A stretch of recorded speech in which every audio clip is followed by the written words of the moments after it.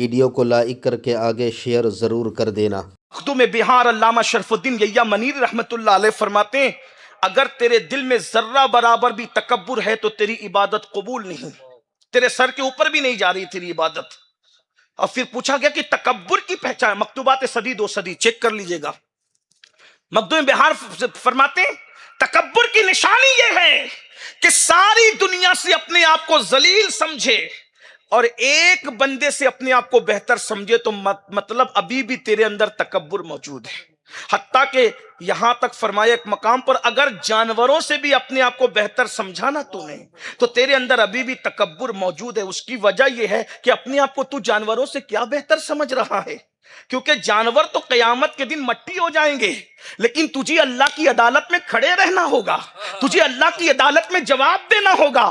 اور اس عاجزی کو اگر دیکھنا ہے تو افضل البشر بعد الانبیاء سیدنا صدیق اکبر کو دیکھیں۔ صدیق اکبر ننھے ننھے پرندوں کو دیکھ کے کہتے ہیں اے چڑیوں تم کتنی خوش نصیب ہو، ابو بکر سے زیادہ خوش نصیب ہو۔ لوگوں نے کہا امیر المومنین آپ چڑیوں کو خوش نصیب اپنے سے زیادہ کہتے؟ کہا ہاں، قیامت کے دن یہ سب مٹی ہو جائیں گے، ان سے اللہ سوال نہیں کرے گا۔ ابو بکر کو تو اس کے اعمال کا جواب دینا پڑے گا۔ میں رب کی بارگاہ میں کیا جواب دوں گا؟ تو میرے پیارے آقا صلی اللہ علیہ وآلہ وسلم کے پیارے دیوانوں، نفسانی خواہشات کو کچلنے کی کوشش کی جائے۔ ہم نفس کے غلام کھا رہے ہیں، بے فام کھا رہے ہیں۔ اور یاد رکھنا فرمایا گیا جو پیٹ بھر کے کھائے اس کو عبادت کی لذت کبھی نہیں مل سکتی۔ ہم یہ سوچتے ہیں زیادہ کھائیں گے تو زیادہ زندہ رہیں گے۔ یاد رکھنا زیادہ کھانے والے اگر زیادہ زندہ رہتے تو آپ سے پوچھتا ہوں جو پیٹ پہ پتھر باندھتے تھے وہ 90 سال کی عمر میں بھی اتنے طاقتور ہوتے تھے۔ آج ہمارا 40 سال کا جوان اتنا طاقتور نہیں ہے۔ کون؟ بھوکے رہنے والے۔ اور 40 اور پیٹ بھر کے 4 بار کھانے والے 40 سال میں کرسی پہ نماز پڑھ رہے ہیں۔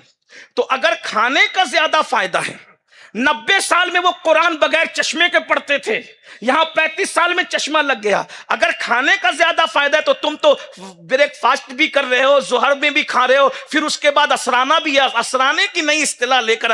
حیرت ہے بدعت کی رٹ لگانے والے مولوی اس اسرانے پہ کبھی گفتگو نہیں کرتے، جو میلاد مصطفیٰ پہ گفتگو کرتے وہ اس اسرانے پہ کبھی گفتگو نہیں کرتے، اس لیے کہ بیچارہ کھانے کا دیوانہ ہے۔ یاد رکھیے ہم نے نبی کے نام پہ کھلا دیا تو بدعت نظر آئی، اور خود اسرانے کے نام پر خوب پیٹ بھر رہا ہے، اس میں کوئی بدعت نظر نہیں آئی۔ صحابہ کہتے رسول اللہ کے بعد ہم نے سب سے پہلی جو بدعت دیکھی ہے بدعت مباح، میں اس کو بدعت دلالہ نہیں کہہ رہا ہوں کیونکہ میرے پیچھے علماء موجود ہیں۔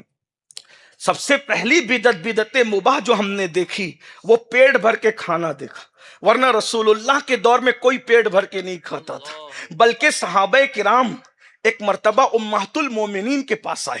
بہت خوبصورت سی بات یاد آ گئی ہے، کاش بیماریوں کا علاج بھی لے جائیے، صحت کا راز بھی لے جائیے، روحانیت کا علاج بھی لے جائیے۔ ذرا غور کیجئے فاروق اعظم نہ کبھی پیٹ بھر کے کھاتے تھے نہ کبھی کسی کو کھانے دیتے۔ آج جتنی بیماریاں ہیں نا، ہم بیماریوں پہ کنٹرول کر سکتے ہیں اگر ہم کھانے پہ کنٹرول کریں۔ کم کھا کے دیکھیے۔ کم کھانے کا مطلب یہ نہیں کہ آپ 2 روٹی کھا کے اٹھ جائیں، ایسا نہیں کہہ رہا ہوں۔ ہر ایک کے لیے کم کھانے کی اصطلاح الگ الگ ہے۔ جس کو 4 روٹی کی بھوک ہے وہ 3 روٹی کھائیے، اس کے لیے کم کھانا ہے۔ جس کو 3 روٹی کی بھوک ہے وہ 2 روٹی کھائے، اس کے لیے کم کھانا، کیونکہ سب کی بھوک الگ الگ ہے۔ تو ہم سب کو ایک ترازو میں نہیں تول سکتے، لیکن کر کے دیکھیے، آپ کر کے دیکھیے، اس کی برکتیں دیکھیے۔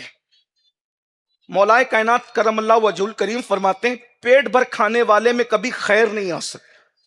فرمایا جو بھوکا رہے، اپنے پیٹ کو بھوکا رکھے، اللہ اس کے دل پر حکمتیں نازل فرماتا ہے۔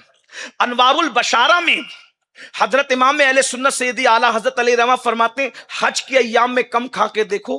انہوں نے حج کے ایام میں لکھا، اس کی برکتیں دیکھنا پھر بتانا۔ کہتے ہیں کہ جب پیٹ بھوکا رہتا ہے تو اس میں اللہ کے انوار نازل ہوتے ہیں۔ جو یہاں تک بھر جائے اب اس میں جگہ کدھر ہے انوار کی؟ غور تو فرمائے، پیٹ خالی تو رکھیں۔ ہمارا تو حال یہ ہے، ہم کھانے کے چکر میں مرے جا رہے ہیں، اور یاد رکھیے اس سے بیماریوں کا شکار ہے، روح بھی بیمار ہو رہی ہے۔ زیادہ کھانے سے صرف جسم نہیں بلکہ روح بھی بیمار ہو رہی ہے۔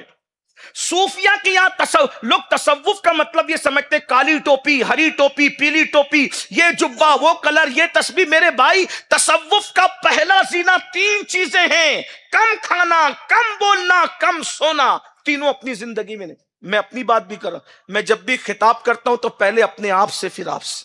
ہم نے کچھ نہیں، ہم بک بک کرتے، خوب بولتے ہی رہتے، اتنا بولتے اتنا، بس بولنا ہی بولنا۔ فرمایا جس نے کم بولا اللہ اس کے سینے کو حکمت کے لیے چن لیتا ہے۔ کر کے دیکھو، کر کے دیکھیے، آپ کر کے دیکھیے، اس کی برکتیں محسوس ہوگی۔ پوری توجہ عبادت کی طرف ہے، یہ نفسانی خواہشات کو کچلنے کی طرف ہماری توجہ ہی نہیں ہے۔ آئیے ہم اس کی طرف پہلے توجہ کریں۔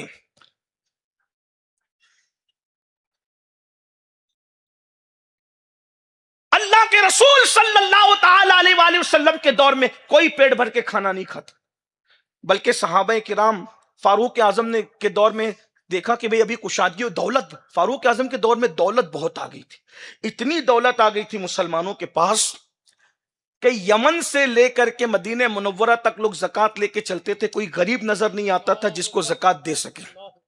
بولے بھئی اب دولت تو آ گئی، لیکن فاروق اعظم پیٹ بھر کے نہ کھاتے ہیں نہ کھانے دیتے ہیں۔ تو لوگوں نے کہا ایک کام کرے، فاروق اعظم کسی کی نہیں سنتے، اگر کسی کی سنیں گے تو وہ 2 ہستیاں ہیں، ایک تو ام المومنین سیدہ عائشہ ہیں اور ایک تو ام المومنین سیدہ حفصہ ہے۔ امہات المومنین، کیونکہ ماں ہے نا، ماں کی بات نہیں کٹے گی۔ صحابہ جمع ہو کے دونوں کے پاس گئے اور جانے کے بعد کہا امی جان، نہ عمر اتنی دولت آنے کے بعد بھی پیٹ بھر کھاتے ہیں نہ کھانے دیتے، اور خود کا حال یہ ہے کہ کپڑے بھی ایک لباس ہے ان کے پاس، ایک ڈریس، صرف ایک ڈریس ہے ان کے پاس، کم ہم کہتے ہیں دوسرا بھی بنا لو تو میں ڈانٹ دیتے ہیں۔ فاروق اعظم ایک مرتبہ فاروق اعظم جمعہ کی نماز پڑھانے میں لیٹ ہو گئے، تاخیر ہوئی تو دیر سے آئے۔ کیا وہ دور کے لوگ تھے، حق بات کہنا کتنا آسان تھی، کسی کی اصلاح کتنی آسان تھی۔ آج تو مزدوروں کی بھی اصلاح نہیں کر سکتے ہم، غریب کی بھی اصلاح کرے تو وہ ناراض ہوتا ہے، مالداروں کی اصلاح کریں تو اس کا تیور ہی الگ ہے، کوئی اپنی اصلاح چاہتا ہی نہیں۔ حالانکہ جب اصلاح کا سلسلہ بند ہو جائے گا، اللہ کے رسول علیہ السلام فرماتے ہیں جب تم نیکی کا حکم دینا اور برائی سے منع کرنا بند کر دو گے تو اللہ تم پر ظالم حکمراں مسلط کرے گا۔ دیکھ لو، آپ پوری دنیا میں دیکھ لیجئے کون سا ملک ہے جہاں ظالم نہیں ہے، ایک ملک کو بتائیے جہاں ظالم نہیں۔ کسی ایک ملک کا رونا نہیں، دنیا کے ہر ملک میں دیکھو۔ کیوں؟ اس لیے کہ نیکی کا حکم اور برائی سے روکنے کا سلسلہ بند ہو چکا ہے۔ ہم دیکھ رہے ہیں شادیوں کے اندر سونے کی انگوٹھی پہنائی جا رہی ہے، لیکن قاضی صاحب بیچارے چپ ہیں۔ قاضی سے مراد، میں قاضی شہر کی بات نہیں کر رہا ہوں، قاضی سے مراد نکاح پڑھانے والا قاضی، دین جانتا ہے، مذہب جانتا ہے، ڈر رہا ہے اگر میں نے سونے کی انگوٹھی پہنانے سے منع کر دیا تو دوبارہ نکاح میں مجھے بلایا جائے گا کہ نہیں بلایا جائے گا۔ میں کسی ایک شہر کی بات نہیں کر رہا ہوں، یہ جنرل بات کر رہا ہوں، کوئی نہ اپنے اوپر مت ناراض نہ ہو۔ آپ دیکھیے یہ سب چل رہا ہے۔ اللہ